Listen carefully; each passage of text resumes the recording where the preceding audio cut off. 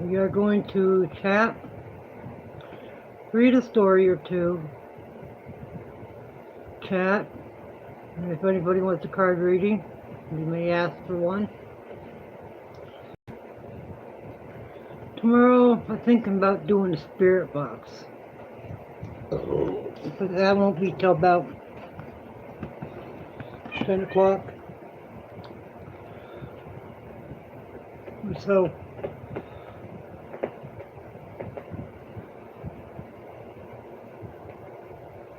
I still haven't found my new SD card. Making me mad.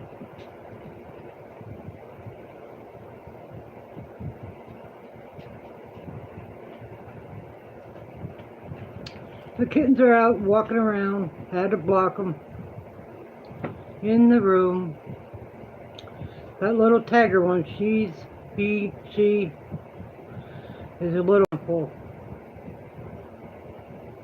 She don't want in her thing. She wants out, walk around.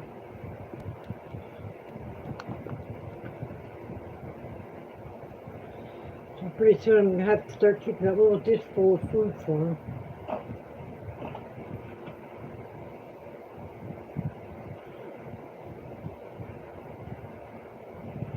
Hello, how are you?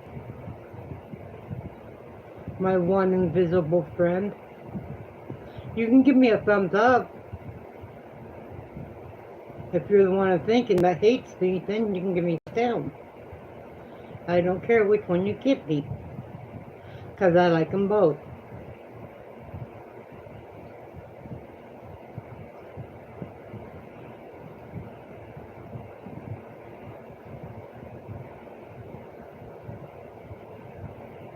Hey Mason, how are you? It's going. How you doing?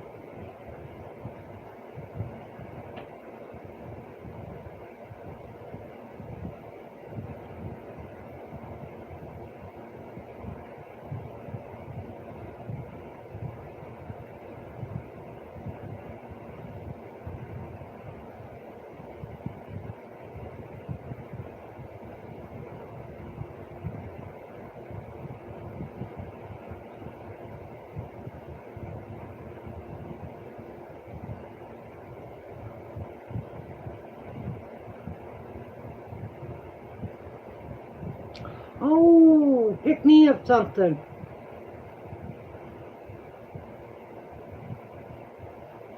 I would love something to eat.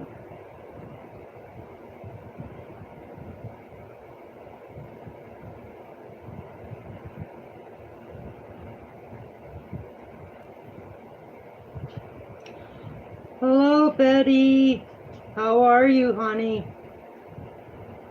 Feeling a little better today?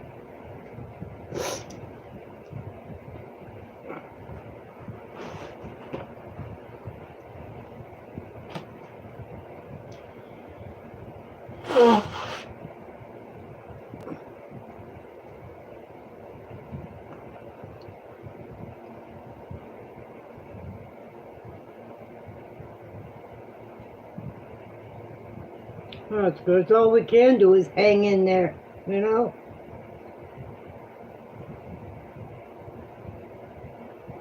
We had a rainstorm yesterday and it kind of cooled it off here.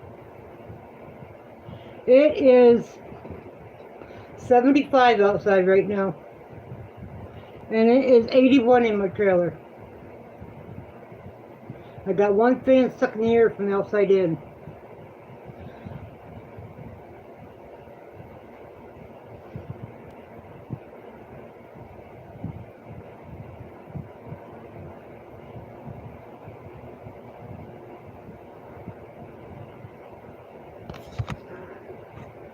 I bet.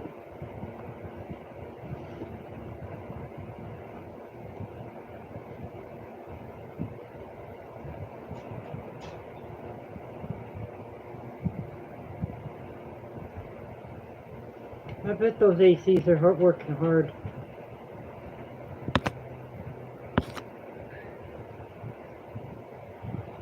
Oh, nice thunderstorm. Go to sleep.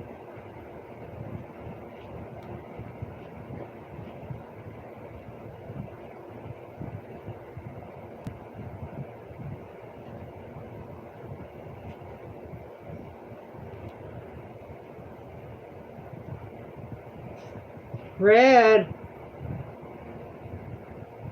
Red. Get up here.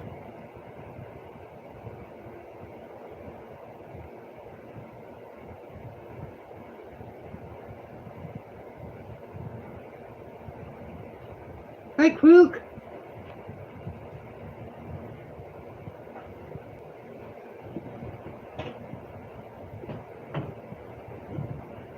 Come see everybody? Girl, you come see everybody? Be a pain. Red, get up here. I gotta go get him.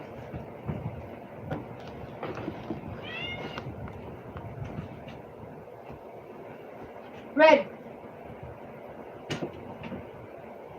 What you got?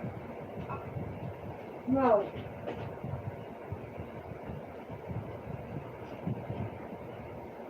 So.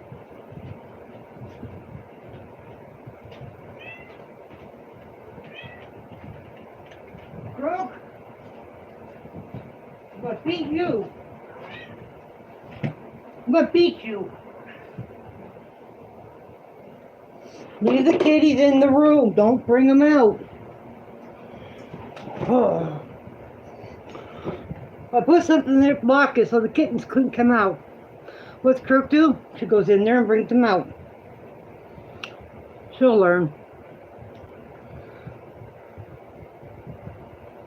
I'm going to get up-to-date pictures and they're going to go on my Facebook.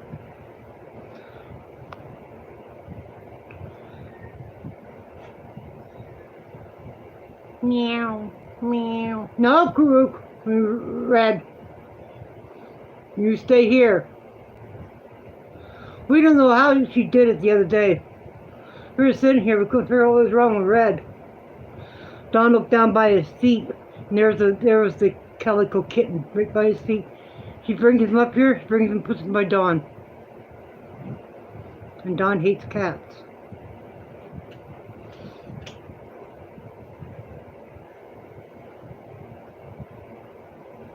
Well, Red's not allowed down the hallway, and he goes down it.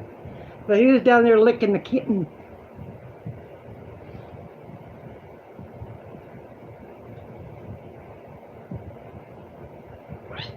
Hey! Red! Krook, I'm gonna snack you!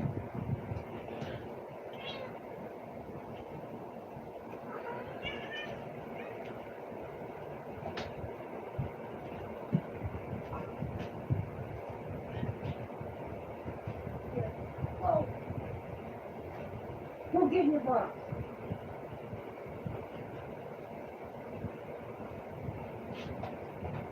Krook, do it again, you're gonna get locked up with him.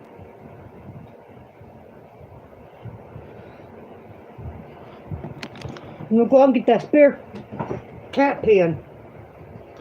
Bring it in. When you get punished, Ouija don't need to get punished with you.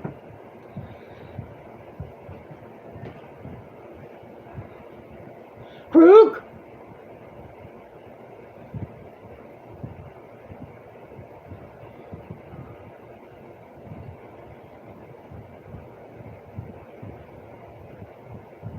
You're pissing me off, girl.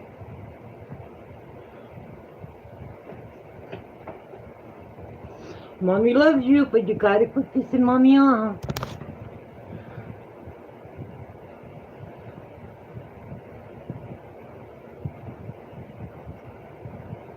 Yeah, lemonade, go cool you off. I love you, but you gotta be a good girl. No, don't bring the kittens up here.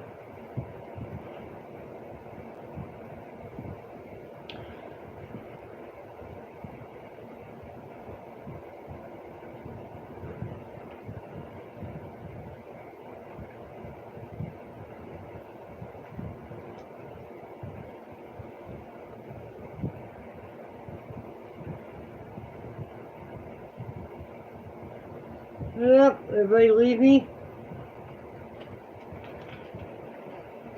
Red, get back here. And there he goes. I don't think this wife's gonna make it. I gotta lock the cats up. I'll be back. Oh, you're right there. Then why'd you go down the hallway? You get back here. Come on. You get back here. You stay out of the hallway. No more. Lay down.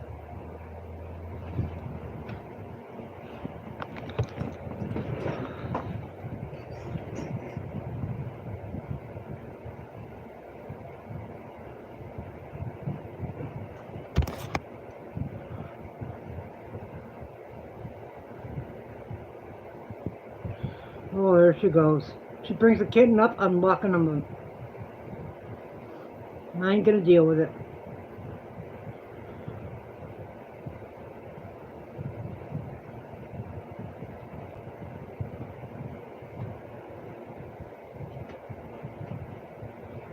Ugh.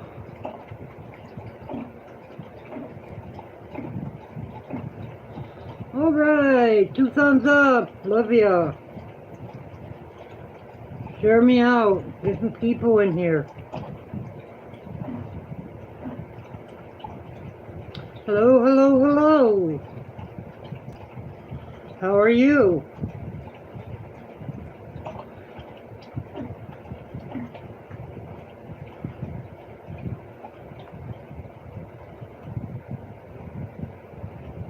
My blinds. Oops.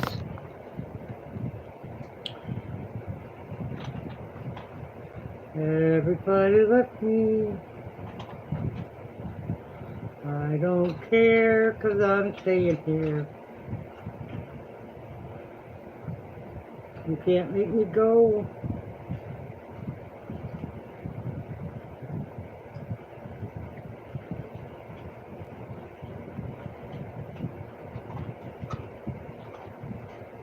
We're gonna read a story here shortly.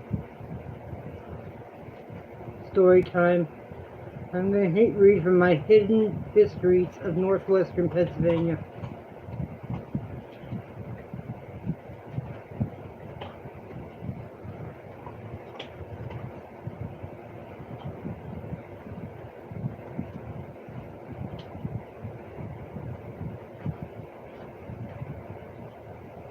Yeah, it is too hot. I've been hungry for chicken and biscuits.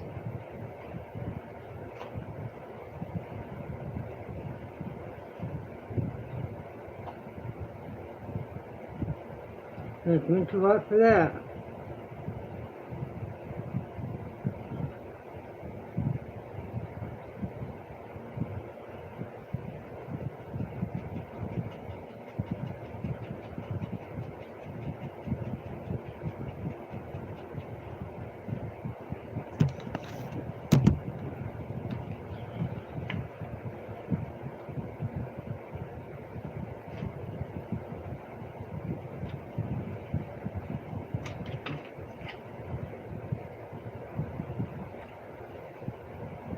Must be Mr. Mason left us. But that's okay.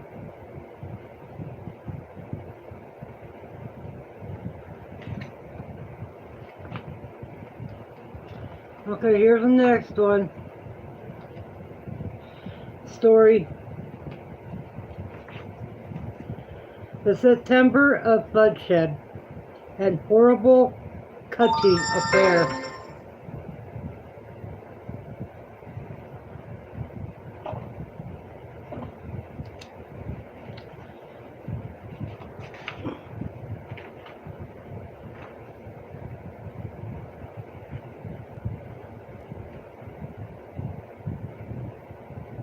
Alright, Betty. Thank you for stopping in. Despite the constant reports of violence, we are inundated with every day. We live in a low violent society compared to the 1800s in the oil region. In particular, September 1874 saw a rash of violent acts committed in northwestern Pennsylvania. On Monday, September 7th, 1874, a woman identified only as Mrs. Henderson of Concord Township, located between Corey and Spartansburg, bludgeoned her husband with an axe. Apparently, axe murders were not all that common in Corey area, since only 2 years earlier, in 1872, a railroad worker named James Nevins beheaded Hugh Donnelly, a man escorting him to see the doctor in Titusville, while they were boarded in the Corey jailhouse for the night. Regarding the murder of Mr. Henderson by his wife, a Titusville Morning Herald reported, a horrible cutting affair occurred yesterday near Concord, Erie County. It seems that there lies a little south of Concord a man by the name of John Henderson, who is intemperate, and between him and his wife, seriously quarrel often occurred. Clearly, another theme in these violent events was drink. Often the drunkenness of the husband was a factor in either the wife being murdered or committing murder. The article goes on. Sometimes yesterday, neighbors observed the woman leaving the house in a hurry, and supposed, as usual, the family jar had transpired. In the course of an hour, 2 women passing found Mr. Henderson lying on the ground near the house, weltering in his gore, his head dreadfully gashed, brain protruding, speechless, though conscious. The early days of oil probably conjured many images in your mind, but men lying in the streets with their brains spilling out is likely not one of them. Northwest Pennsylvania in 1800 was a bit ghastlier than we prefer to imagine. Hold on a minute. I'll be right back. Red! Red! Come on, let's go. Come on, crew. Come on, Luigi. That's it.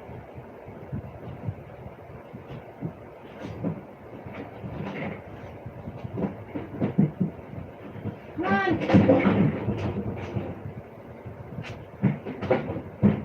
Come on, kitty. Come on.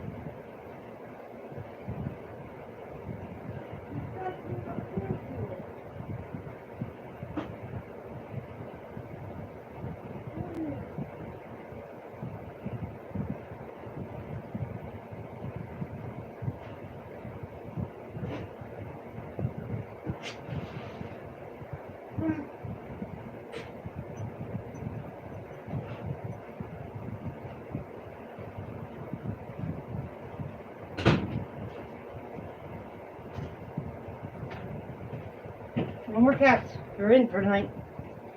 They're bad kitties. Sorry about that. Had to go lock up kittens and cats. Oh. Later, Mrs. Henderson was caught attempting to flee. She recounted the event to the police as follows. She says her husband came home and she got him something to eat. Then he went and got the razor, then sat down to the table, but soon requested her to make the razor and cut his throat. Upon her refusal, he threatened to cut her throat and started for her with an apparent intention of putting his threats in execution. She fled, and just outside the door, he overtook her when she, in self-defense, seized an axe and dealt with her husband's blow in the head, which felled him to the ground. She stoutly insists that she acted in self-defense. The Herald took the position that Mrs. Henderson was lying and had attacked her husband during one of their parental fights. The paper said her recounting of the events was riddled with strong improbabilities. On Saturday, September 19th, 1871, Don Henderson died. The next day, a jury was called to decide whether Mrs. Henderson should be taken into custody. She was arrested on Monday morning and taken to jail. However, the intrigue did not end there. The October 3rd, 1874 edition of the Herald reported that Mrs. Henderson died a scant 2 weeks after her husband succumbed to his wounds. It gives no context or story regarding her death. The announcement is included in a small section called Navigating Around the Circle, with a slew of other local updates. Mrs. Henderson was never even given a first name in the papers. So, was drink to blame, spousal abuse, or did Mrs. Henderson just snap and kill her husband? Has she planned it and cooked up a story to unsuccessfully cover her tracks? The world will never know. But the September of bloodshed was not over in northwest Pennsylvania.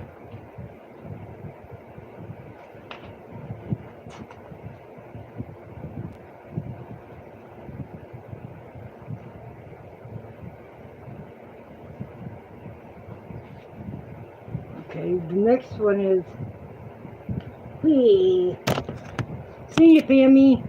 Hi, Pammy. How are you? How you doing?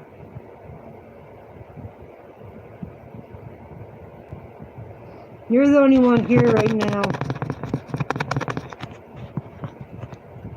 Everybody else left.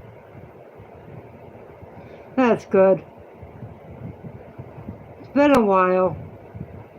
Now I'm reading stories. When anybody wants a card reading, they can just ask me for a card reading and I'll give them one. That's how we're going to do this one.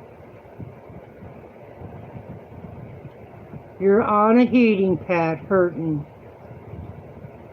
It's so hot out and you're on a heating pad. Oh, I feel so sorry for you. Your back?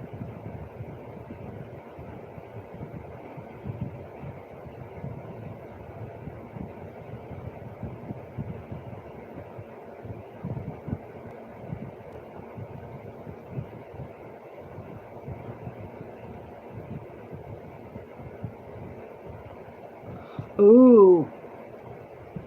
I just had back surgery. My L4 and L5 vertebrae were bone on bone. That squishy stuff wasn't there.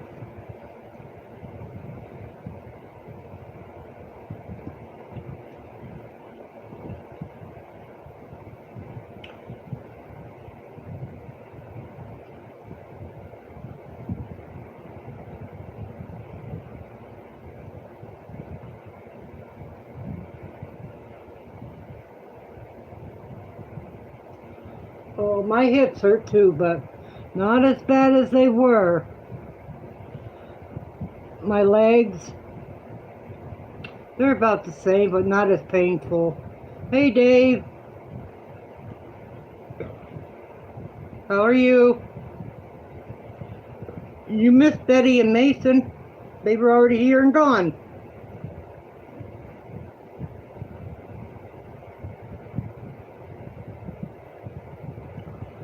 Nursing in 1992, body brace 10 years. Wow. Oh my.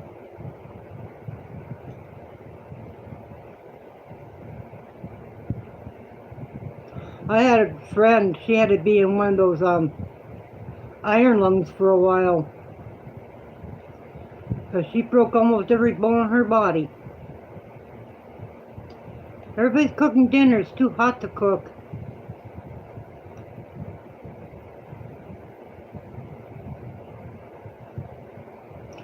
Yeah, I know. Yeah, you have it. I haven't seen you. Plus, I'm looking for new channels to watch. And today, she's still alive. Being a little bad girl, she is. That she is. All the people I hang around with are dying. Mark Lindenberger died. Lowell Charlton died.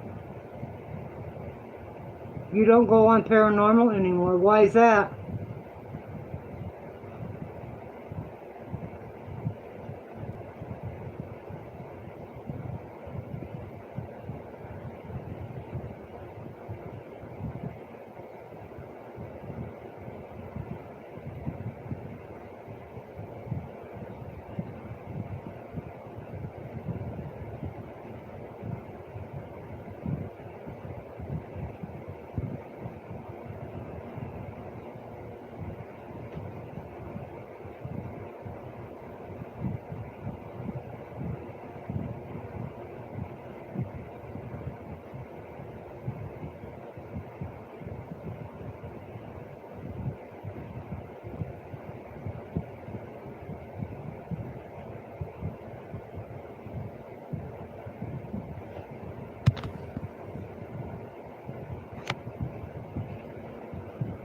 People play S-boxes and open portals on my end, and they came and oh my gosh.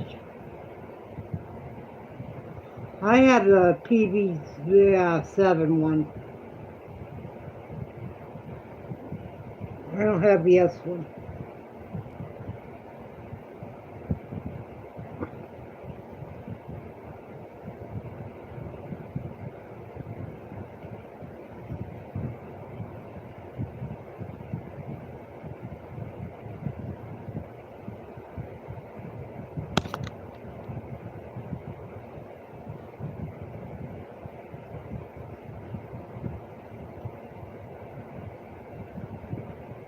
Oh my God, I'm so sorry, Tammy. I am so sorry. Prayers for you and your family and friends. Her friends. So sorry. That stuff took a lot of people, and it's still taking people.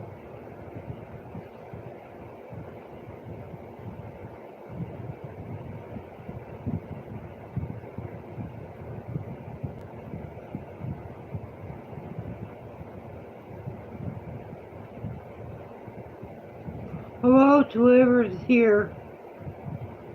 Come on in. Just Dave and Pammy's here right now. Chit-chatting with me. Hi, Wolfie.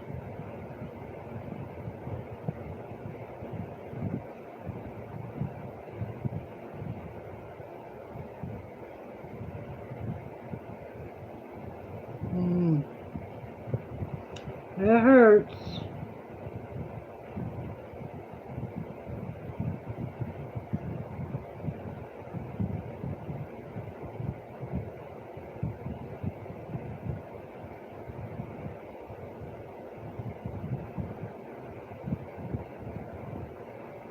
Oh, Wolfie outside. It's hot out there. Does she got one of those collars that keep her cool?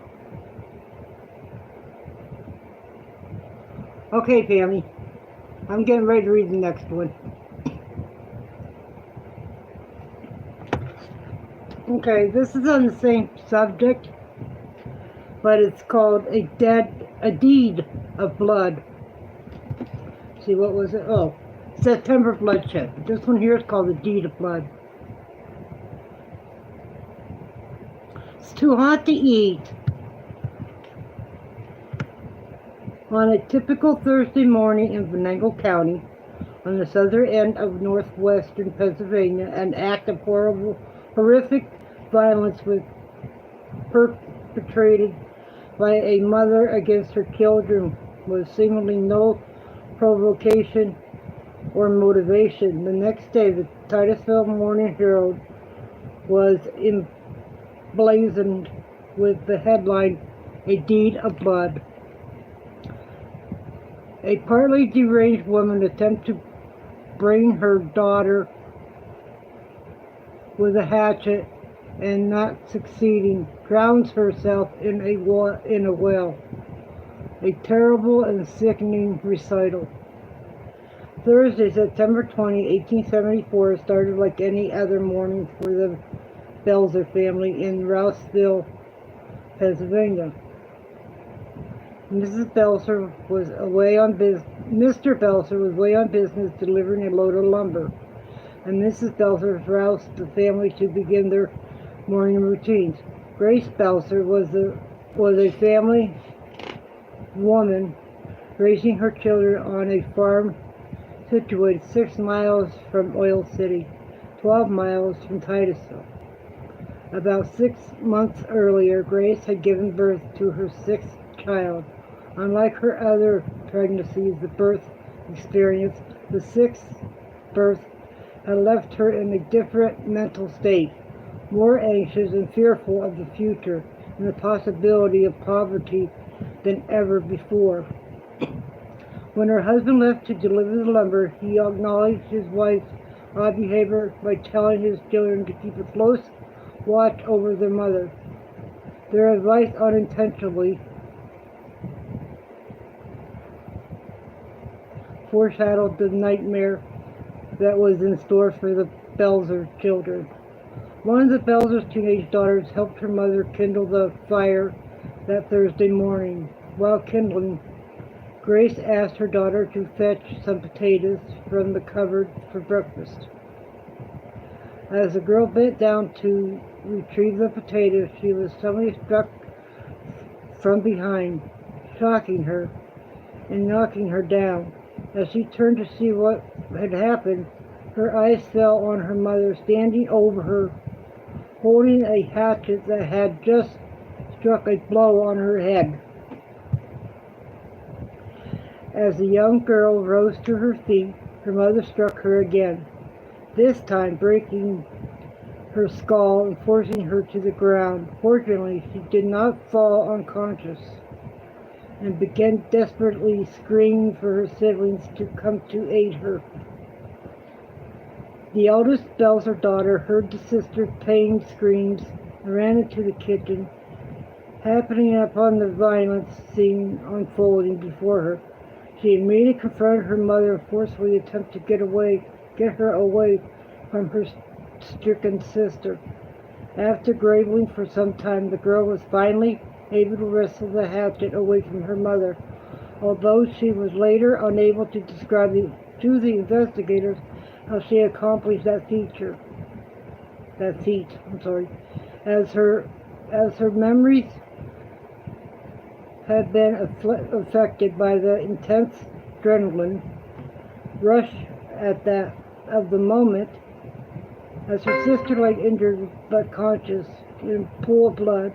The older sister fled the house, axe in hand, to keep the dangerous instrument away from her mother and be running for help. The Oil Creek Derrick reported that the Belzer's nearest neighbor was 150 rods away,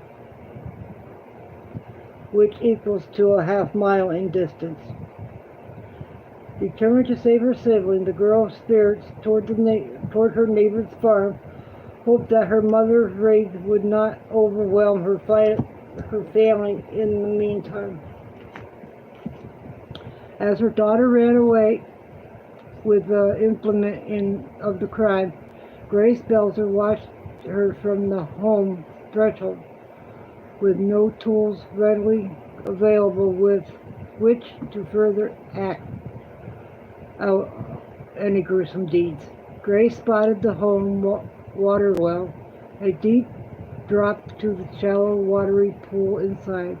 Settling on in a new criminal instrument, she seized her youngest son from the house, rushed outside to throw him in the well. In another act of sibling heroism, the 10-year-old Belzer boy rushed to his brother's aid and grabbed him away from their mother. The older boy clutched the younger in his arms and ran away from their mother as fast as he could. Unable to succeed in any of her plans, Grace Belzer committed what would be her final act on this earth. In the parent fit, I know I seen that. Hold on, I got lost.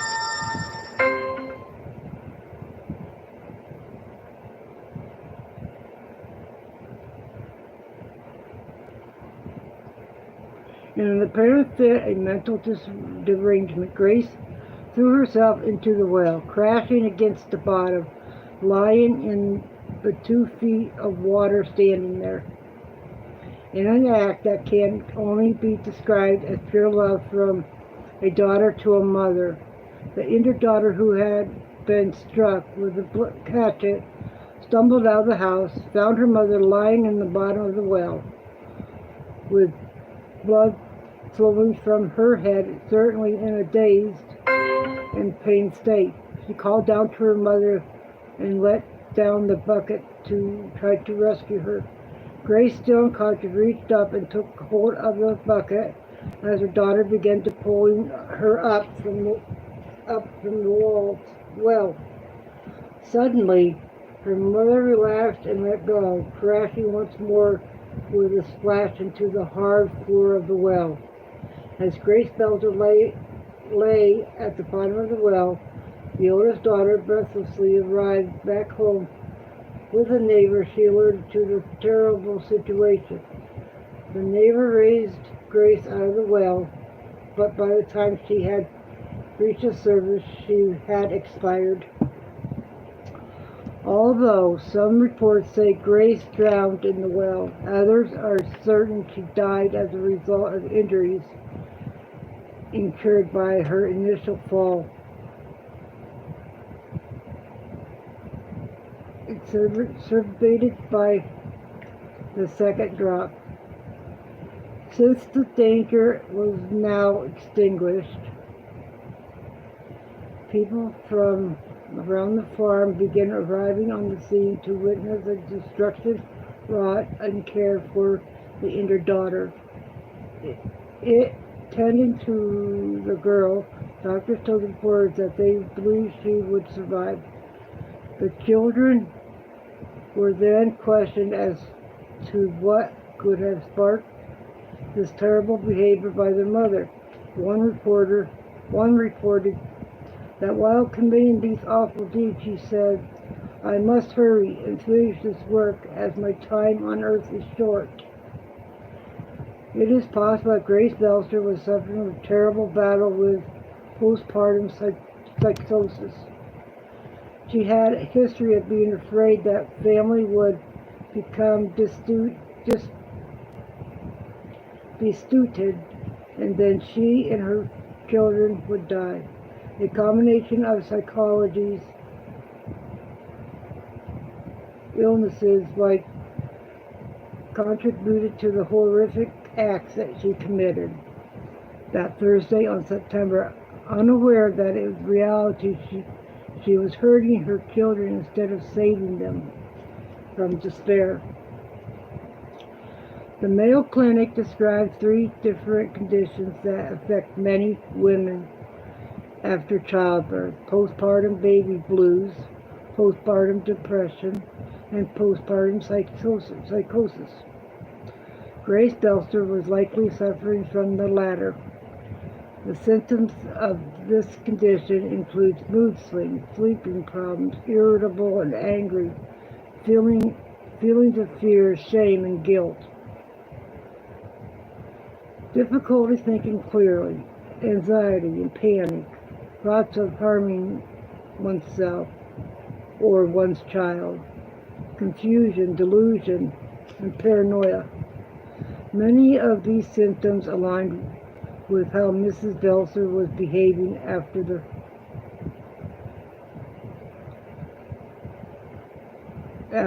birth of her 6th child.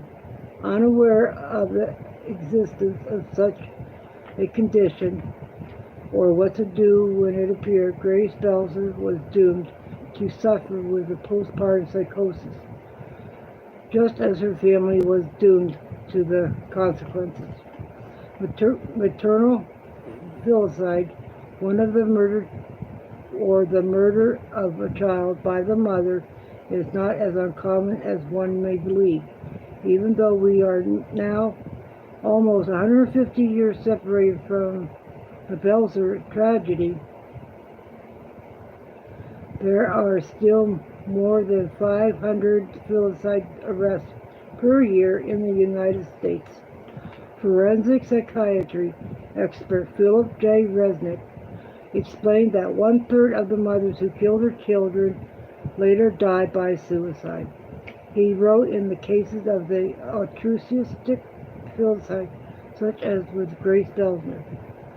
Filicide is based on a delusion perception that a child is suffering. In her postpartum psychotic state, Delsner was likely convinced that her child is in danger of suffering a fate worse than death. Because she was their mother, it was her duty to protect them, even if the protection included death. A shocking tragedy was enacted near this place today, the horrific details of which are such as a cause of heart to turn sick and the blood cold with horror in the veins of listeners, reported the Titusville Morning Herald on September 21st, 1874.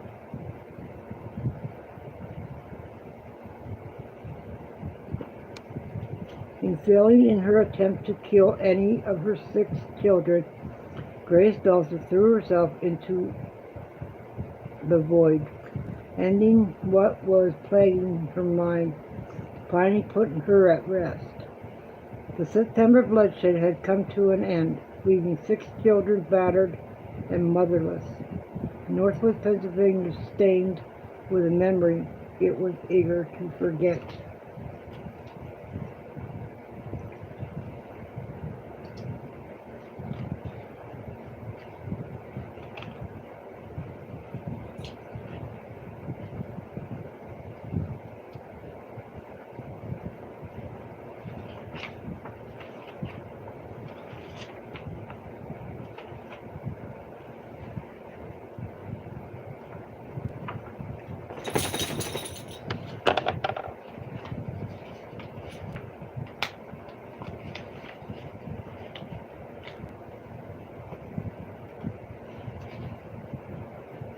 Hey, George, about time you get to Heine here.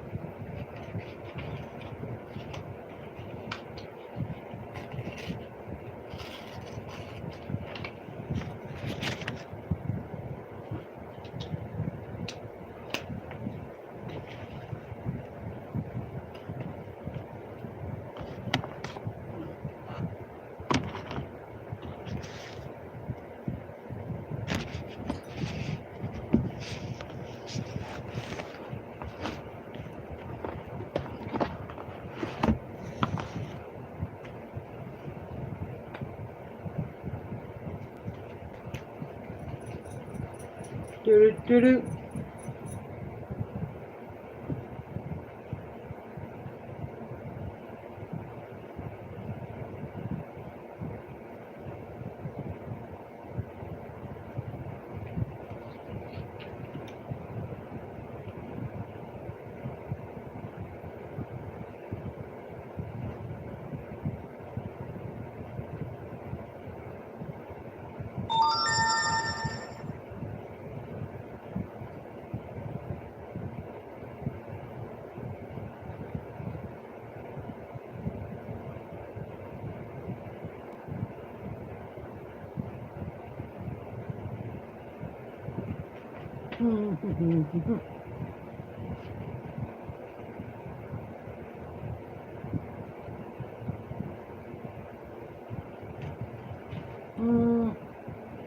I know, I had it with my last child.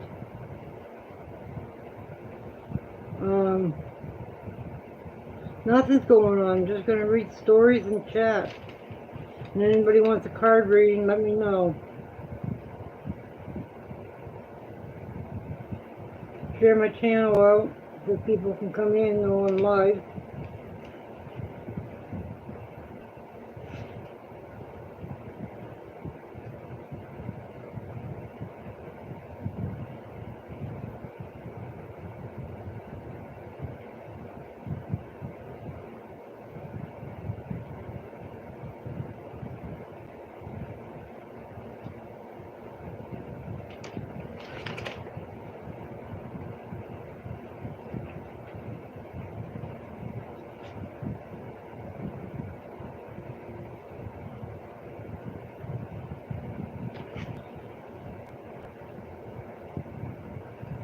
Hello, hello, hello, hello, hello.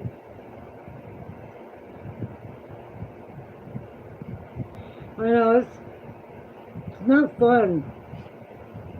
I was more or less, I had the blues.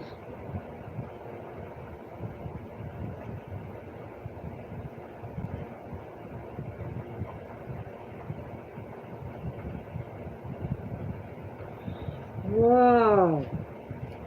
I'm proud of you. Well, I'm sorry about the miscarriage, but I'm proud of you raising 18 kids.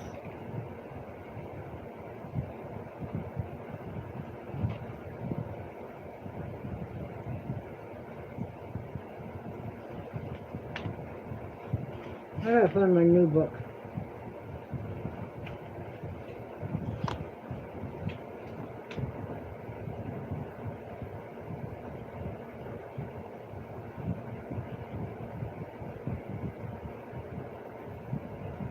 Next one, I read a woo scary one. That's not a scary one.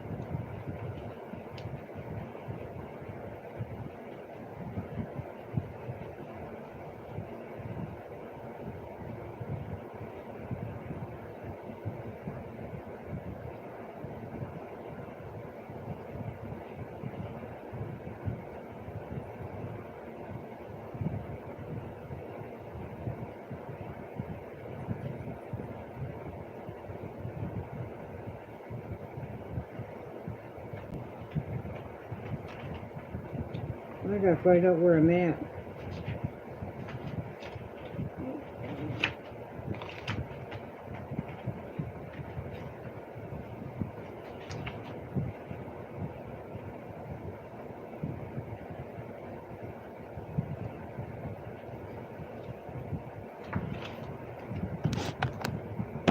I'm gonna have to go get some other books to read from.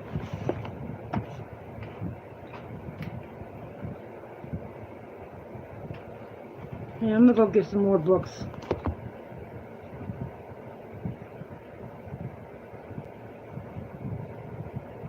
You have to get barn sticks to hold that man down, George.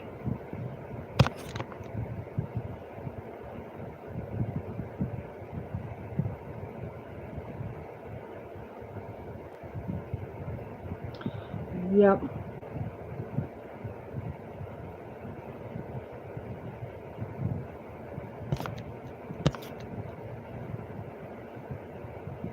What are we having, Dave?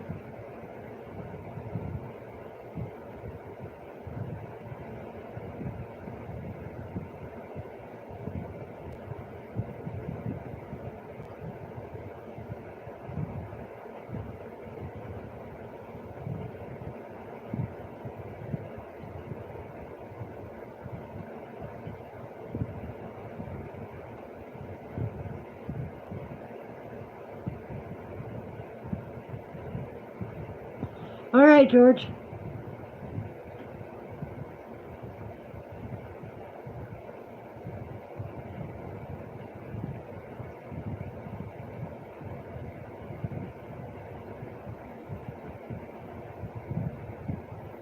Dang.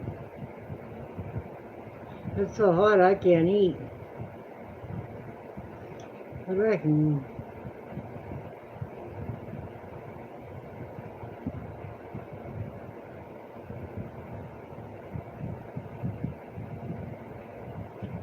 That's what I figure. They tell you to cook your dog's food. It's better for them.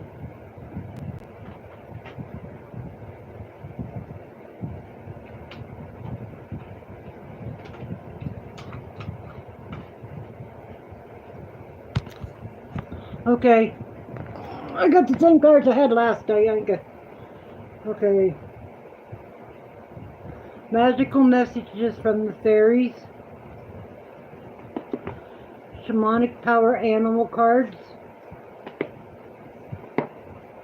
And angel cards. And you pick.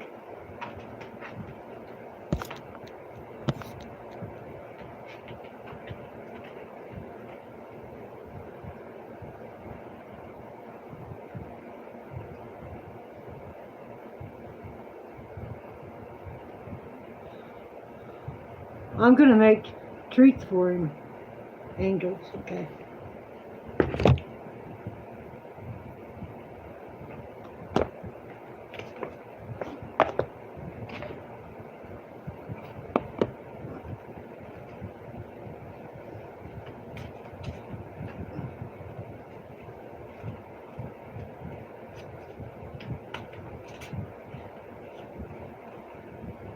Yeah, I haven't been on for a while. I took a long break from the trolling and I had back surgery, so I just took a break.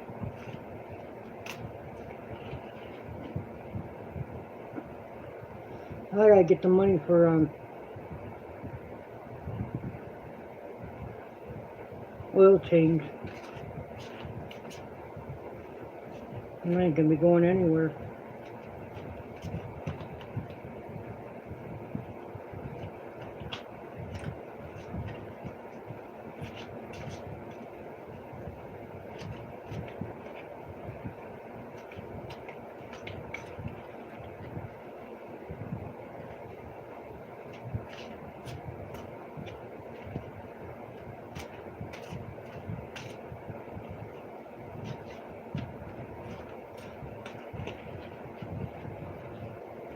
Okay, your card is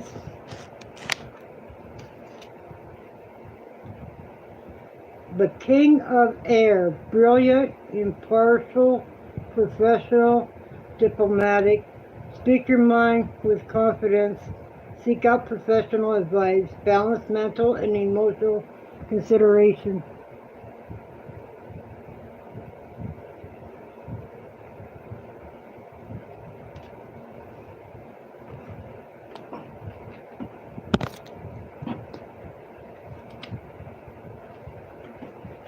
King of Air. You may receive valuable advice from an intelligent professional.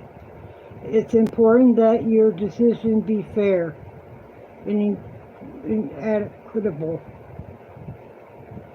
to all involved. Don't hesitate to consult a third party if necessary, yet speak your mind with confidence. People. A person who's at the top of his or her field, especially in intelligent areas such as law,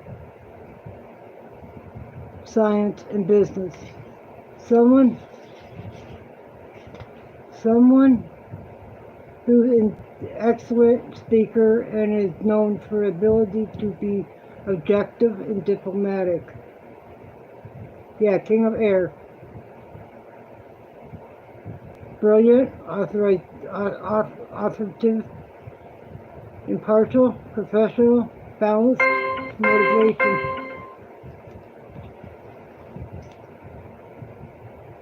And additional meanings of this card: justice, a meditator, for getting to weigh an emotional aspects on situations, the government or the military.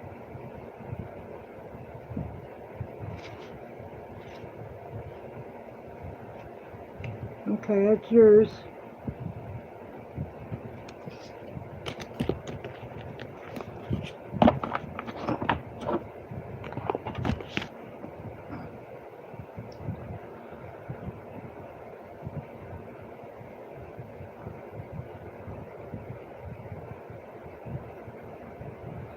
There's Tony. Thank you. It's out there. You're welcome, Pammy. Everybody, Tony's in the room. Hello, Tony.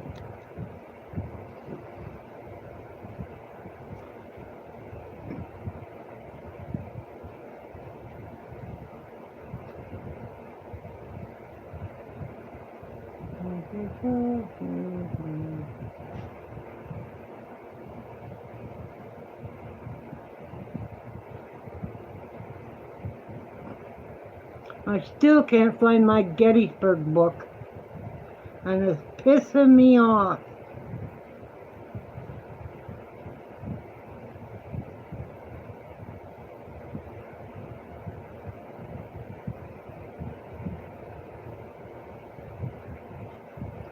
Mm-hmm. 2 weeks?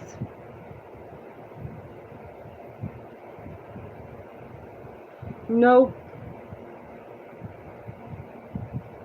No, I don't comb my hair 100 times. My arms will get tired.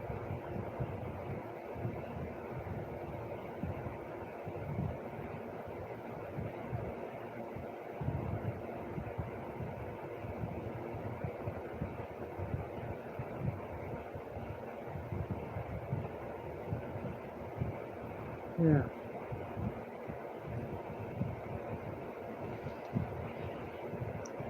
I just think somebody don't want me to read it.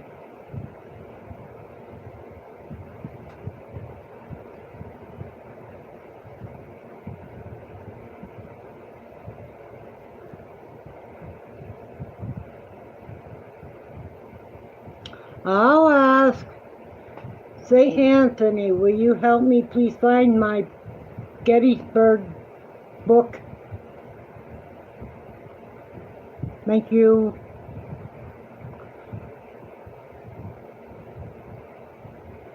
I don't know where it is.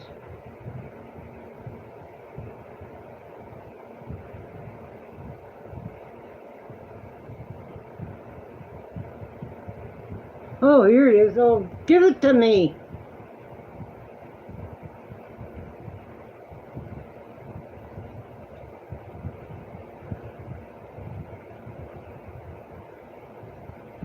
George has my book.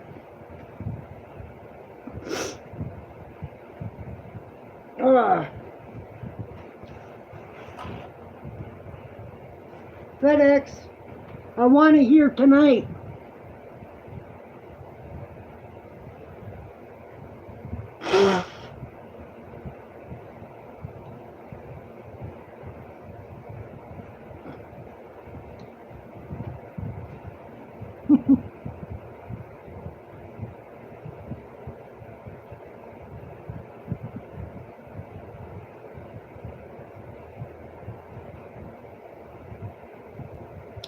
Mine's sinuses and allergies, but a real bad sinus infection, really bad.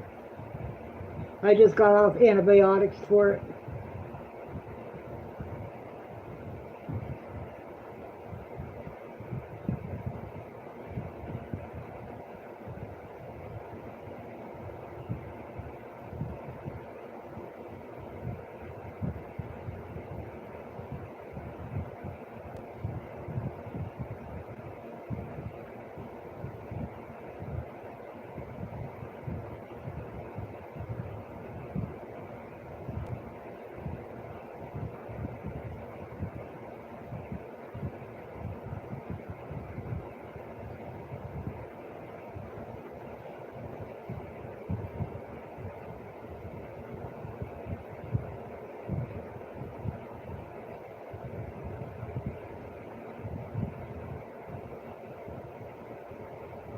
Yep.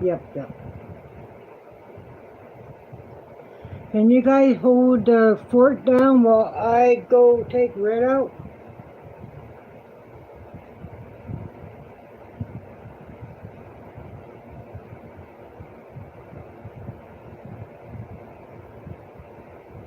I will.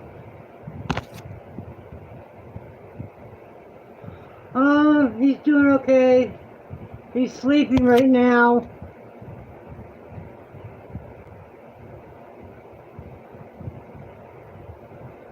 All right, I'll be right back. Come on, Red.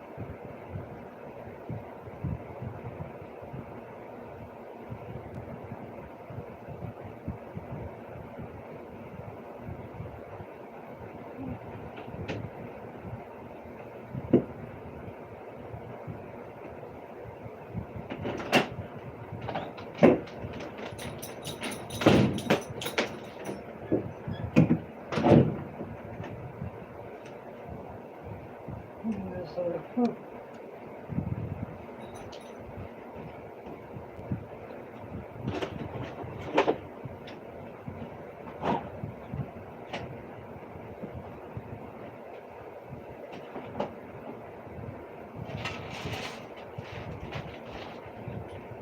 Oh. I'm gonna go get some more books. I'll be right back out. Ouch.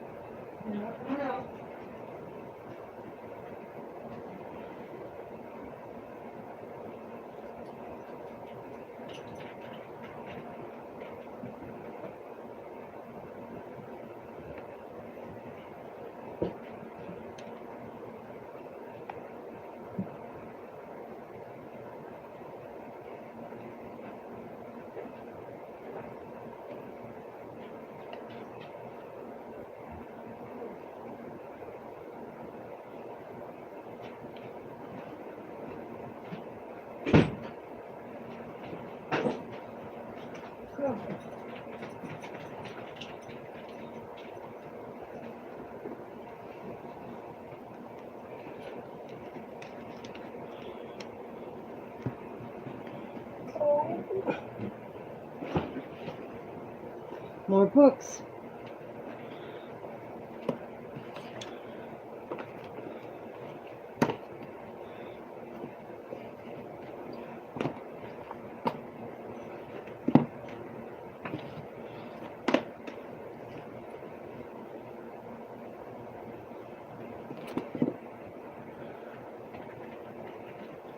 Anybody come in?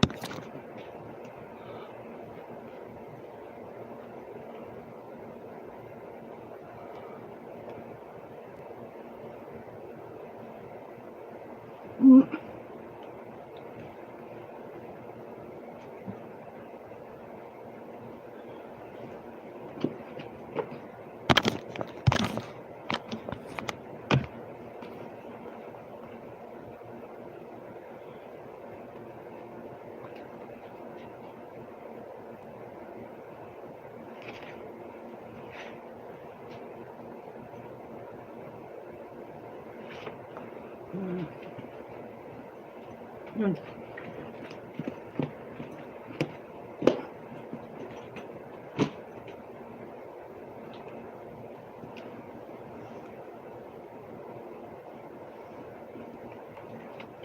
Trying to figure out where I'm at.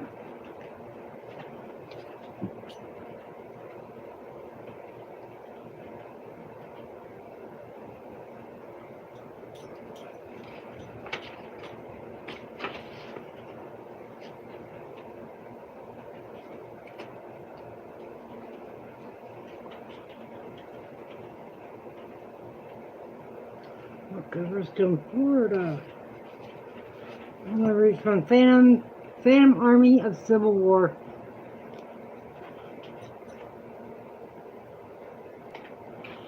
It's in my bag. I'm not hooked up to a speaker with it.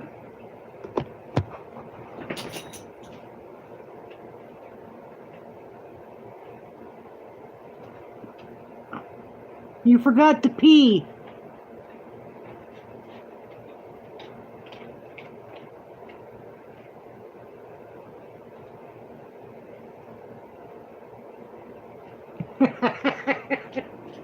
Finally, he got it.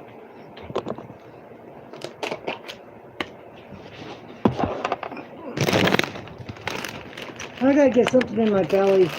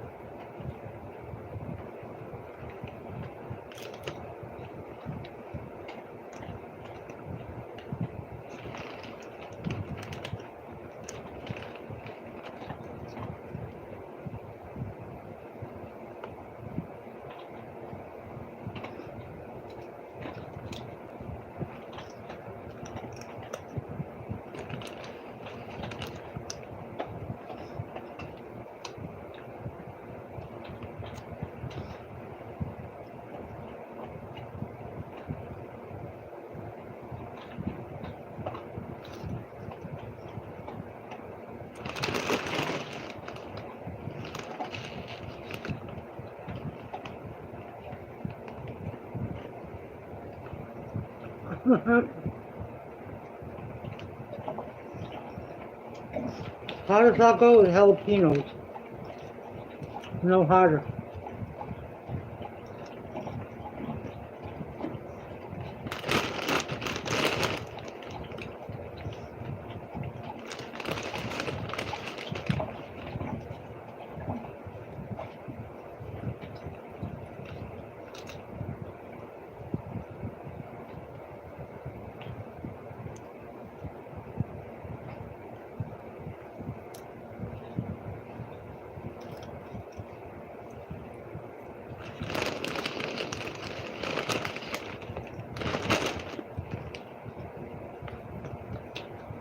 We'll do a spirit box soon, George.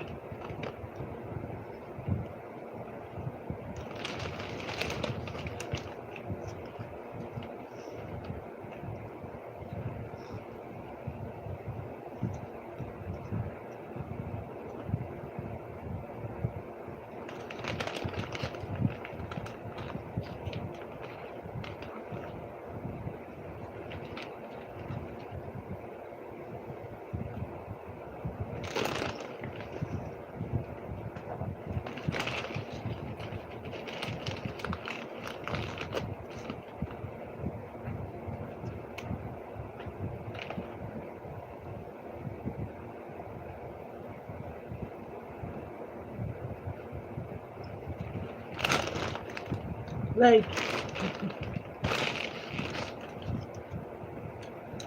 I still got salsa. I mean, tortilla chips.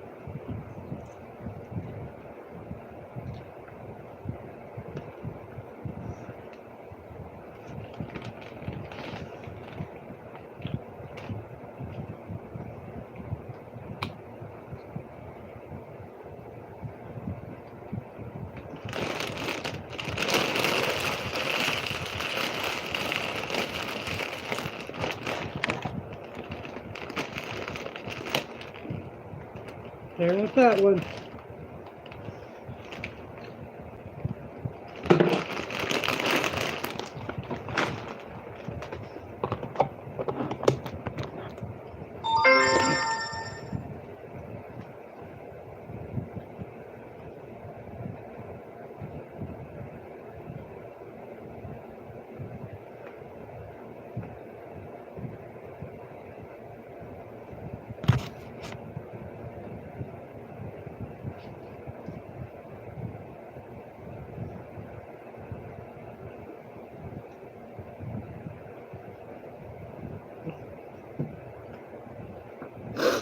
Oh, okay.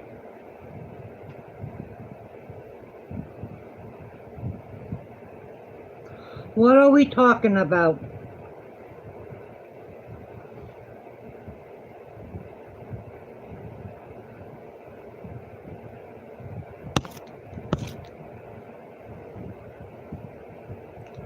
No. What's the name of it?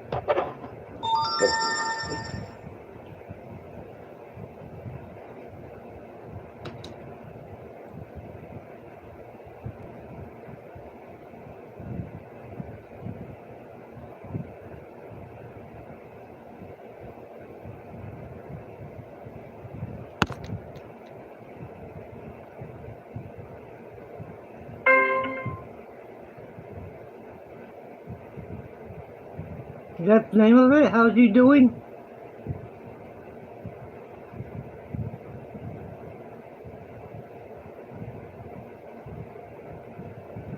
Okay.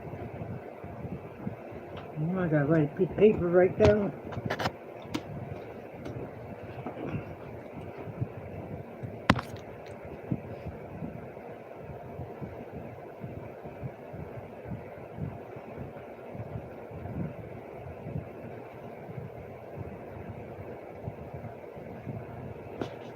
Okay, I got it.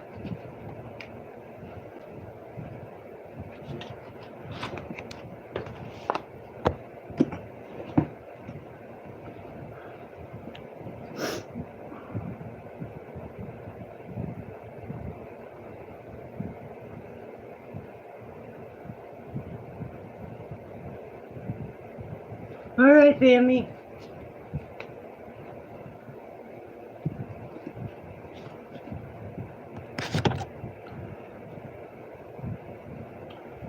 See if I can find it on here.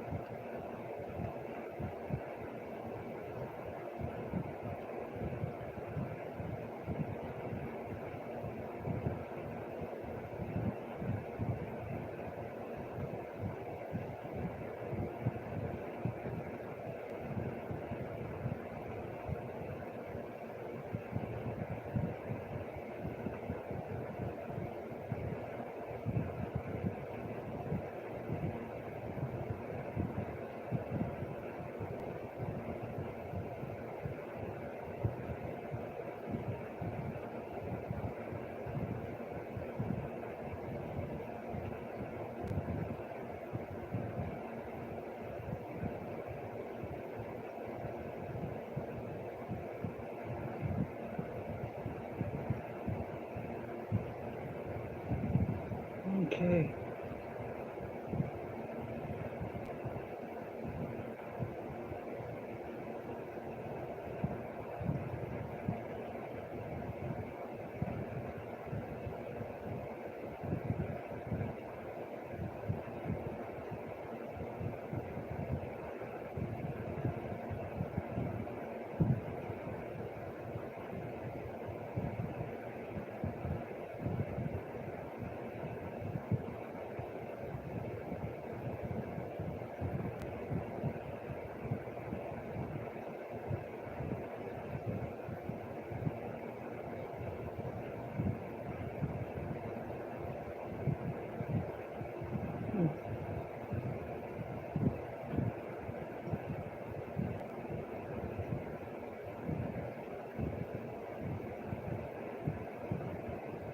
I'm looking for it right now, George.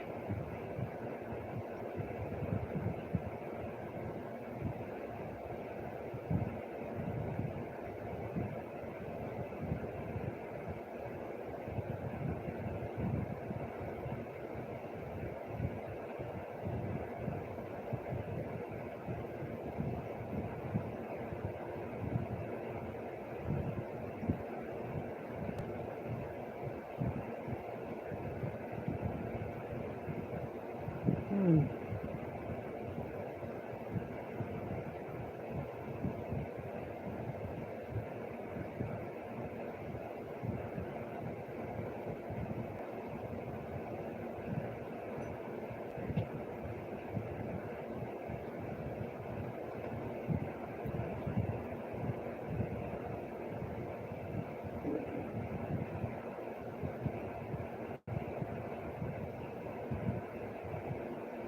I just don't know which one to go into.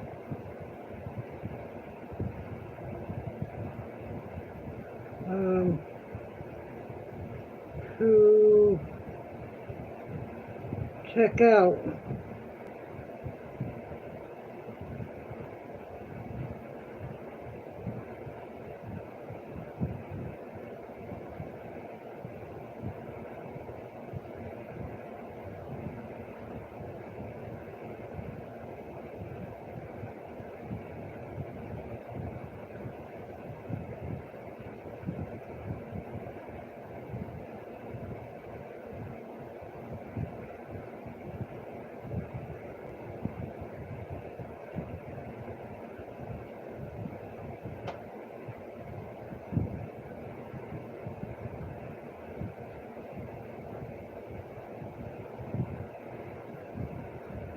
It's going to take me forever to find it, but I'll find it.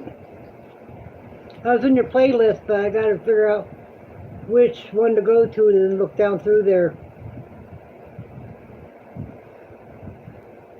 If you can, bring it up and put it up on the...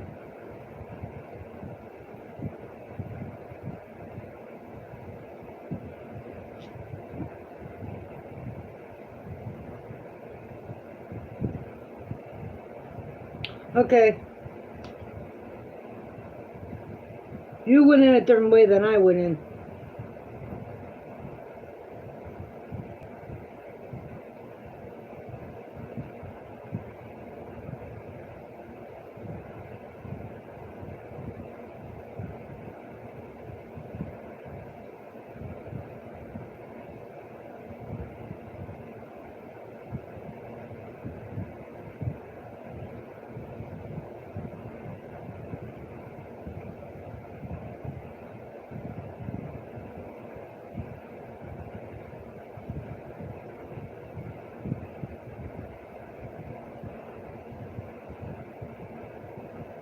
Where did everybody go?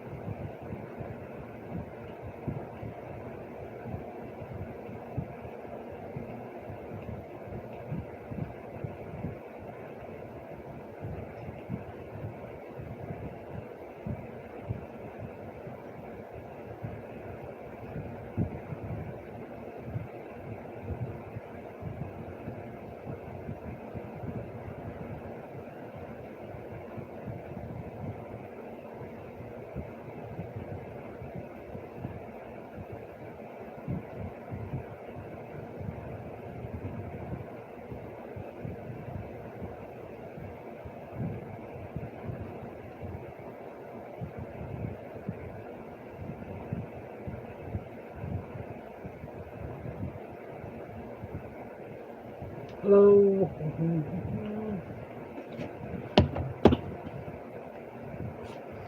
Next story.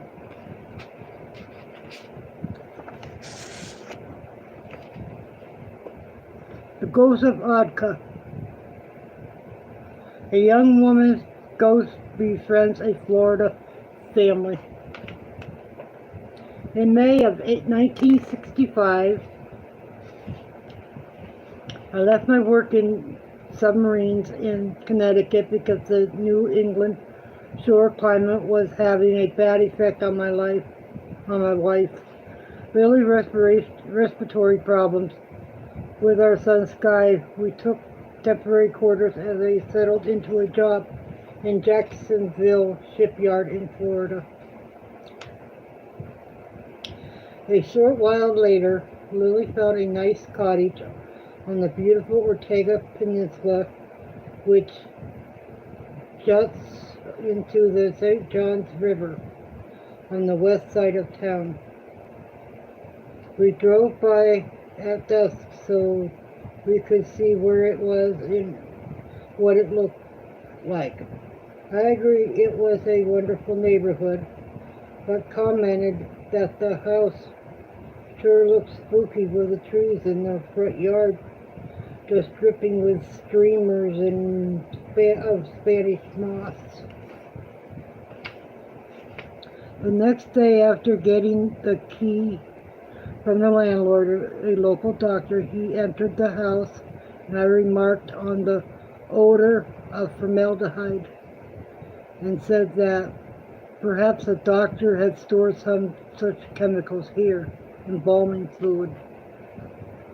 We returned to the house a couple hours later with our first load of furniture and thought it was very strange that now there was a smell of perfume in the house. Within the next month, we got to know our new neighbors. We shared a common driveway with them. They were Robert Truxton, a chief aviation mechanist mate, his wife and 3 children. Lily became friendly with Mrs. Truxton, who confided to my wife about strange things going on in their house. They did not use the upstairs as the children were afraid to sleep there. One evening, right after they moved in, they were all in the living room watching TV, with the door to the front hall closed, to limit the area being cooled by their window air conditioner. They suddenly heard that the front door opened and closed. Footsteps go upstairs. Mr. Truxton jumped out of his chair, went to the hall, up the stairs, and through the upstairs rooms, and down the long fire escape which extended straight out into the backyard, but found no one. This happened almost every night for quite a while.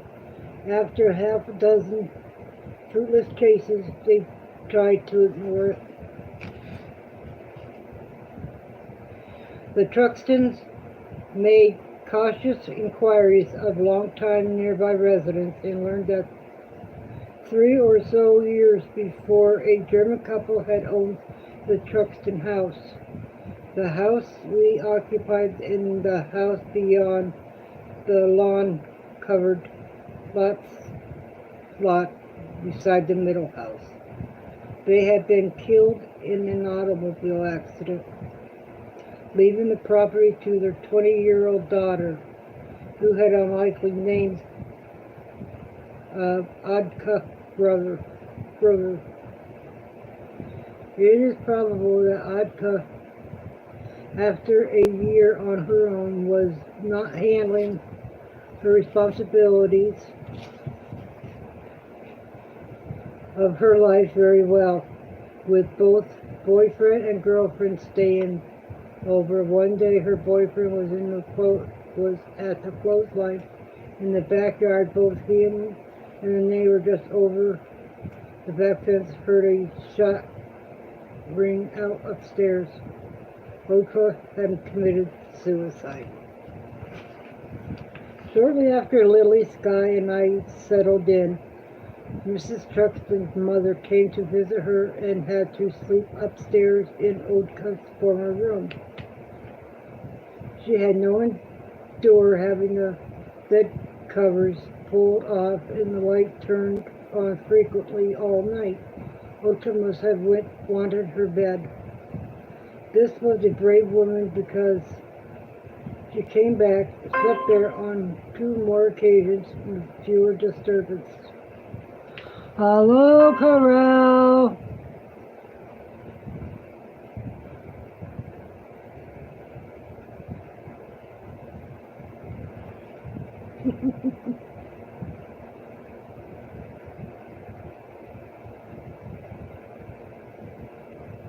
The ghost of Vodka showed herself on only one occasion that I heard of.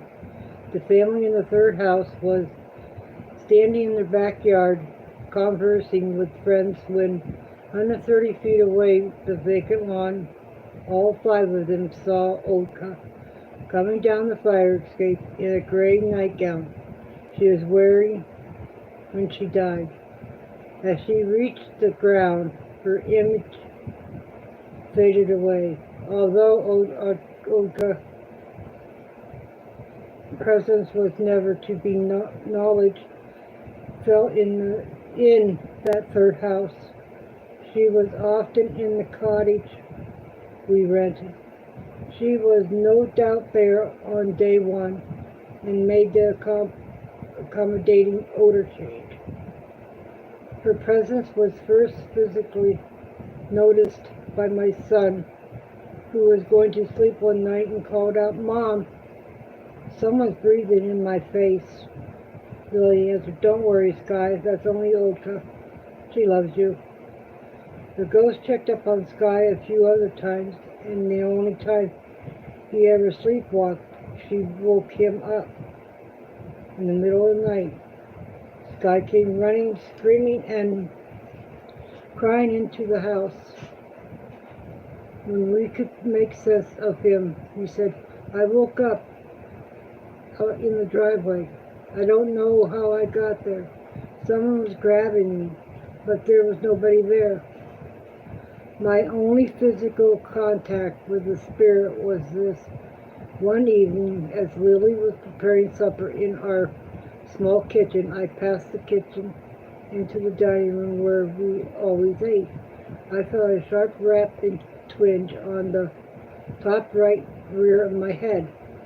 There was no muscles there, and I was mystified as to what it could have been. It felt as though someone had struck me with the flat of their fingertip by flipping a finger off their thumb, as most of us learn to do. By the next evening, I had dismissed it, when at the same time in place a pencil bounced off the same portion of my head. Oka wasn't a playful with Mrs. Truxton, who was inside her enclosed back porch one day when a tree stick an inch in diameter and 2 feet long fell from a tree and bounced off her head. Because the spirit seems to be friendly toward us, my wife enlisted her cooperation on several occasions. When Lily would want to take a nap, she would say aloud, "Oh God, don't let the phone ring while I'm napping."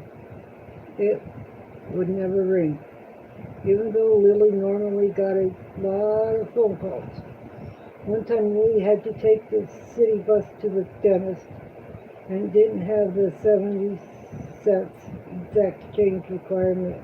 She said, "Oka, help me find some money," and went about the house looking in whatever odd place she seemed to be led to. She found 70 cents in 2 or 3 minutes. The most remarkable incident happened to previous residents. One day a car pulled up into the driveway between the houses while I was sitting on the front porch. I recognized the uniform driver, who was staring at the Truxton house, to be a lieutenant commander and a naval aviator, as I had been. I went to the side of the porch and asked, "Can I help you?"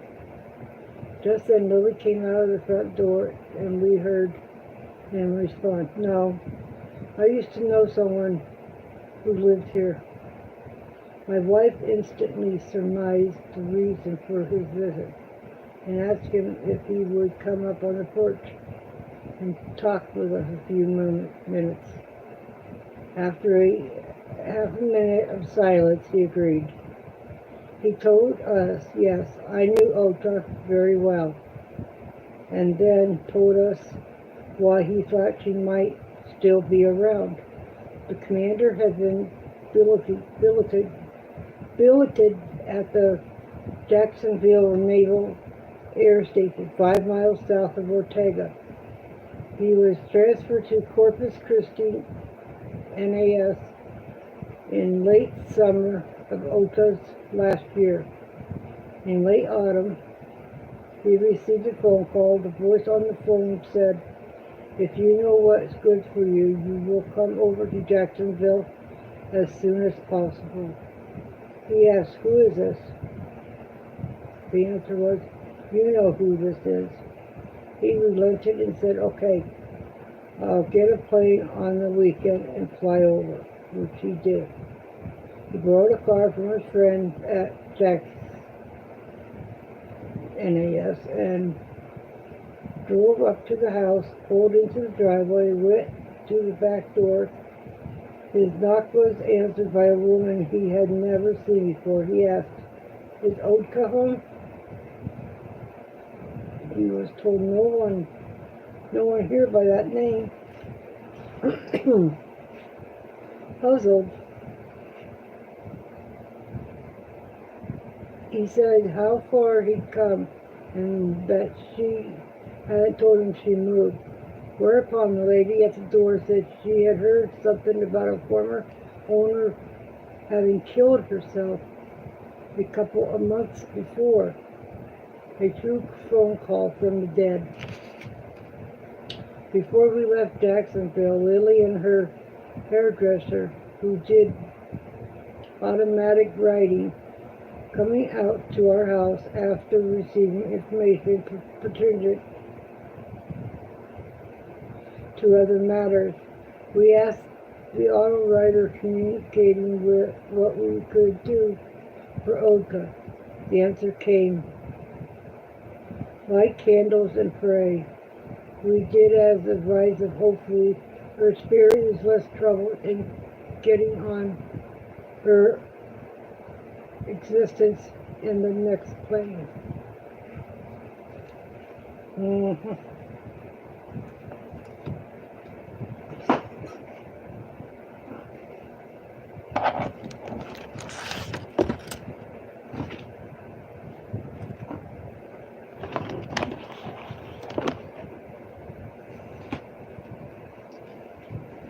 Hello, hello, hello. See who's all in here. Pammy's back, Corell's here.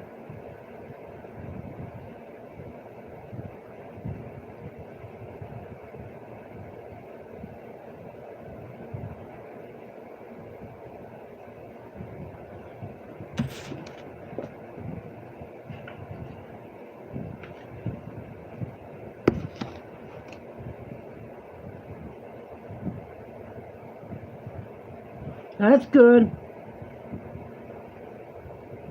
He's a good person. Sometimes he can be bad.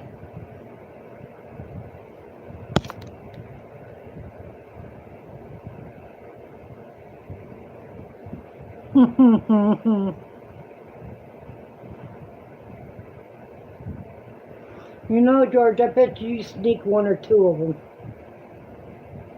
You know that?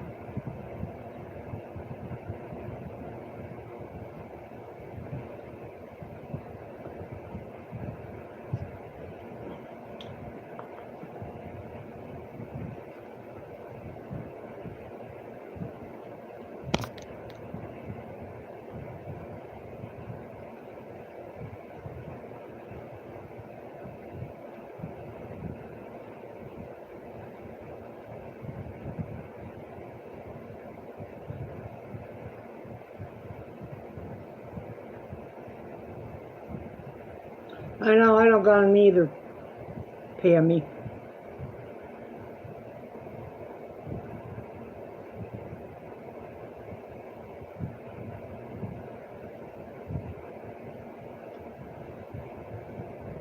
You guys talking food is making me hungry.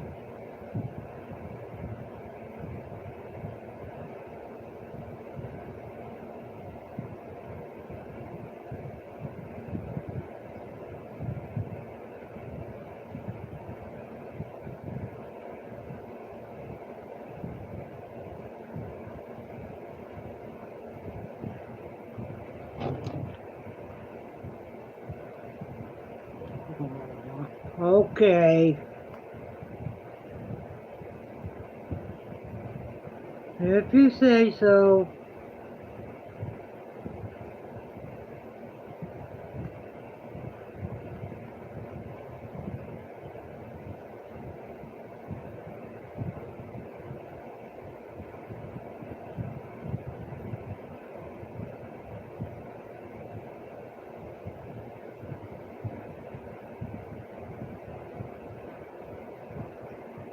If you say so, George.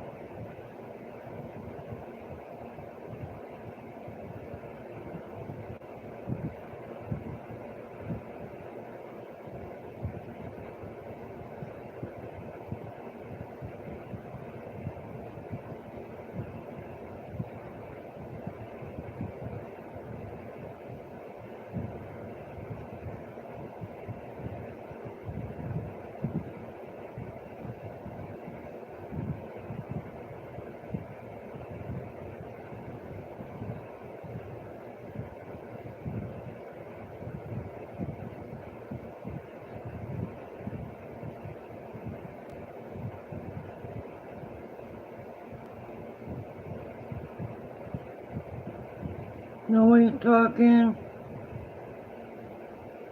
Everybody's getting bored with me.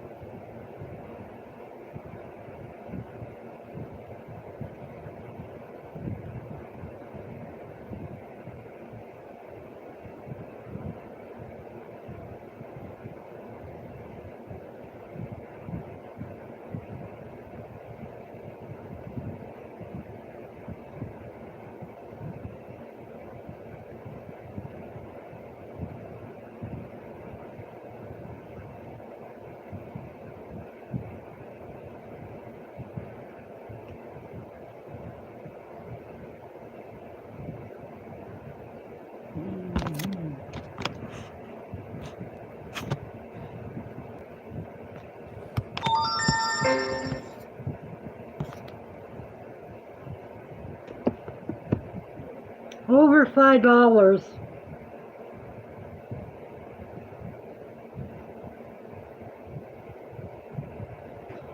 Oh, something happened. Alright, Corral, thanks for stopping in.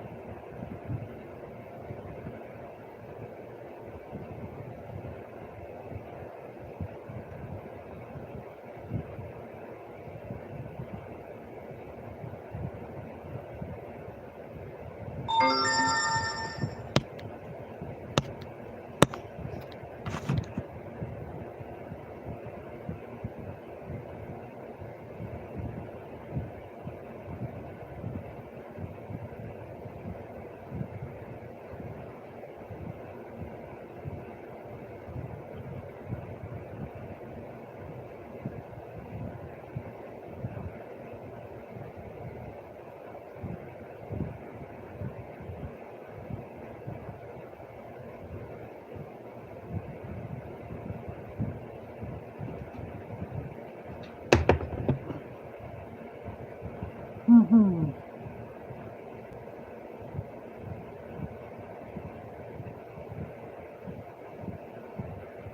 Yeah, she came in just before I read that last story.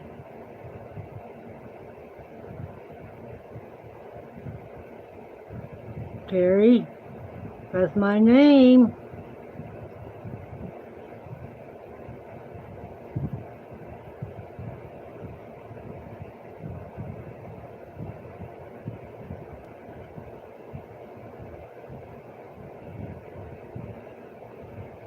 Say something. Something.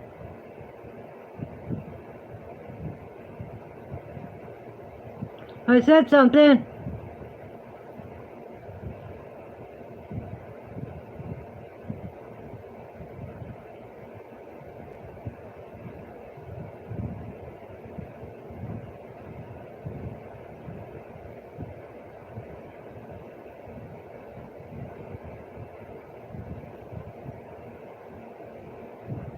Hmm. Seems like everybody ran away.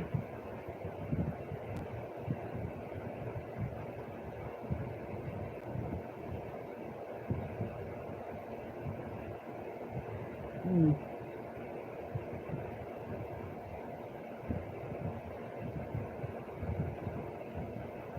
All right, Pammy, hurry up.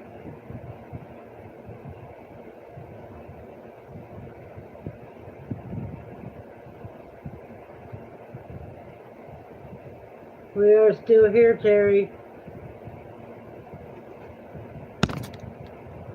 What are we, chopped liver? Can't you guys hear me?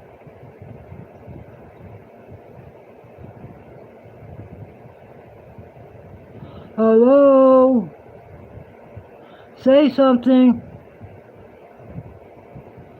Can you hear me?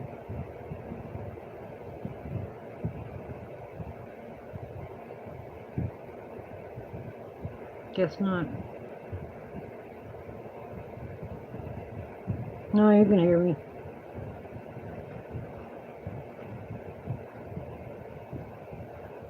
Okay, as long as you guys can hear me. Hello?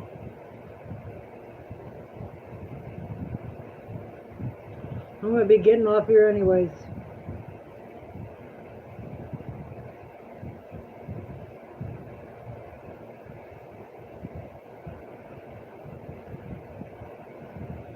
Or something.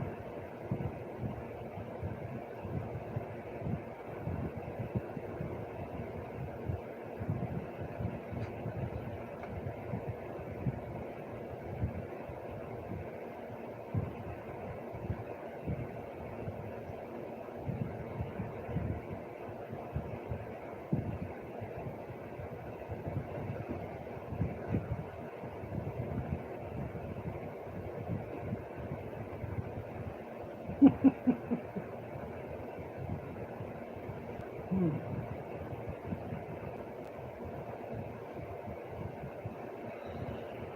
Hmm.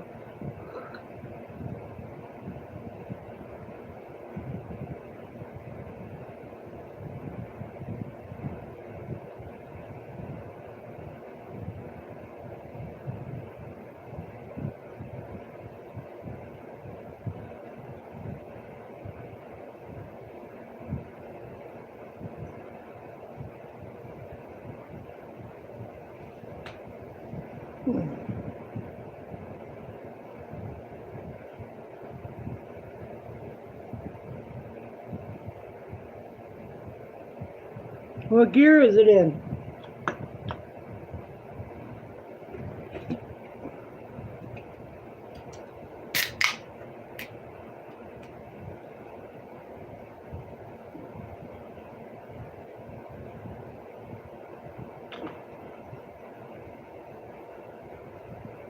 Low gear? Oh boy.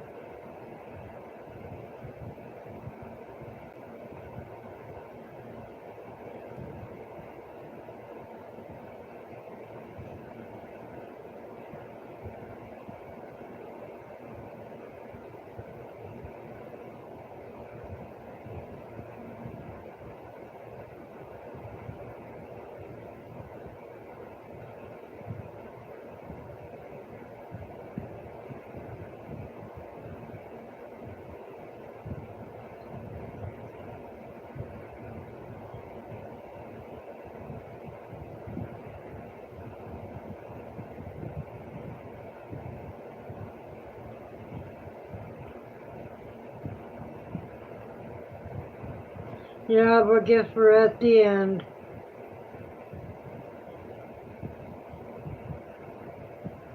It's that time.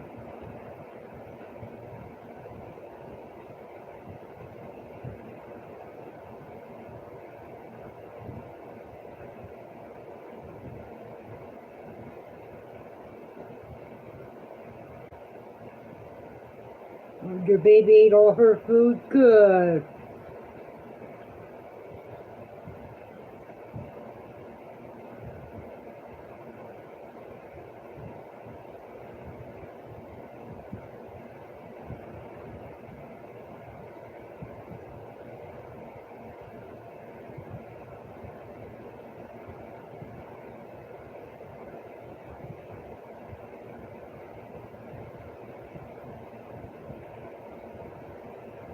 She's one of these, Terry. An angel? I'm an angel?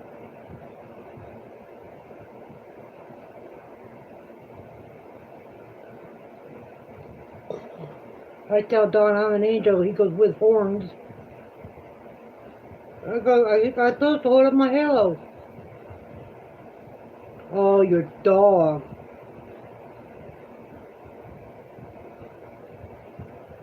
Okay, your dog's an angel, Terry. That's me.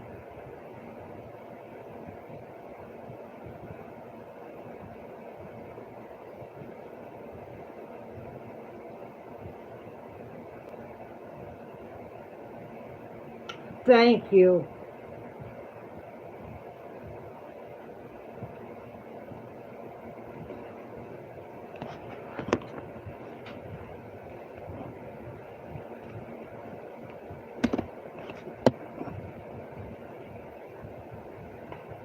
I want.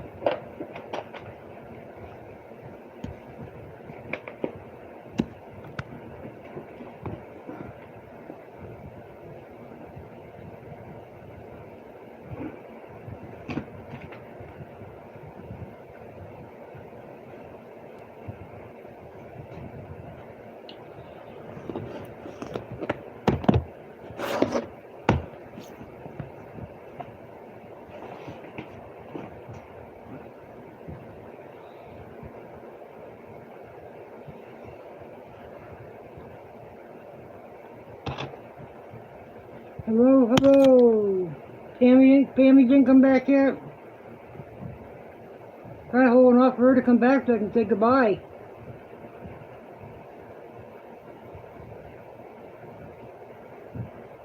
Oh, Watergate.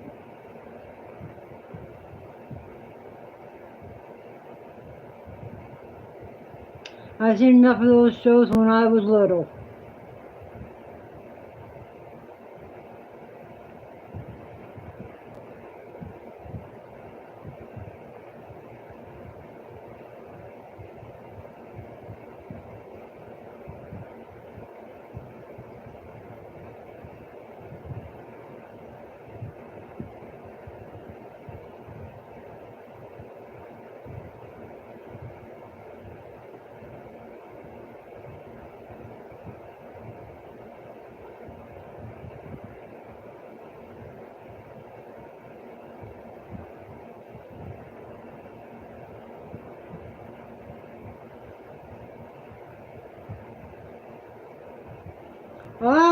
I will.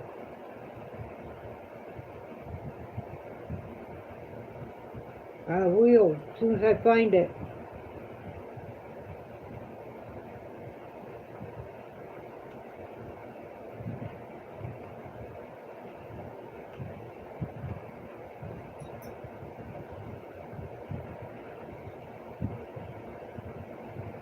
The actual orb recorded. I wish you would have put the address of it in the chat.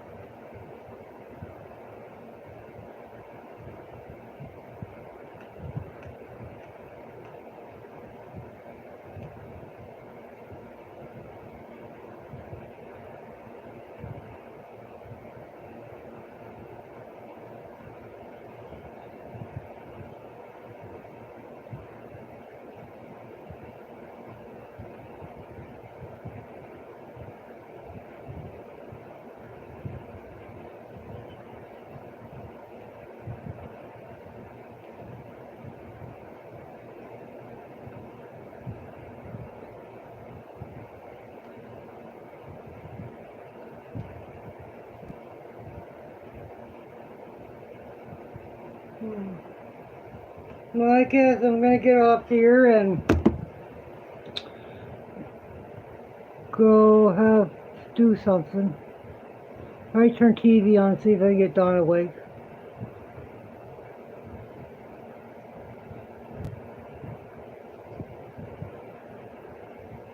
Alright, everybody have a good time. See you next time.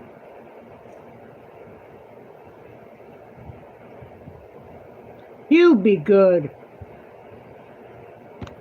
George.